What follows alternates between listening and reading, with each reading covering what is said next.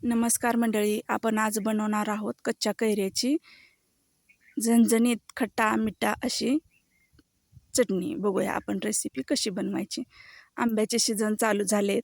पिकलेले आंबे, कच्च्या कैऱ्या, आमरस, वेगवेगळे प्रकारचं बनवून पदार्थ खायचे आंब्याचे. आंबे कसे एवढे 2च महिने असतात आपल्याकडं. परत पाऊस पडल्यावर पण आंबे चांगले लागत नाहीत, खराब निघतात.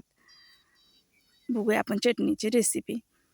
आंबे स्वच्छ धुवून घेऊया, साल काढून घेऊया वरची. 3 कच्च्या कैऱ्या घेतल्या, 3 कांदे घेतलेत, खिसून घेऊया.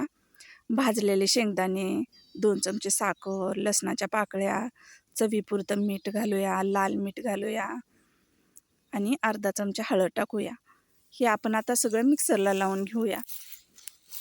आणखीन मी चटणी बनवलीच नव्हती बरं का, ही पहिल्यांदाच, म्हणजे ह्या उन्हाळ्यातली पहिल्यांदाच बनवली. मुलांची फरमाईश होती, मम्मी चटणी बनव. पण असे कमी कच्च्या कैऱ्या पण छान लागत नाही, तुरट तुरट लागतात. केसर बनल्याशिवाय कैरी छान लागतच नाही.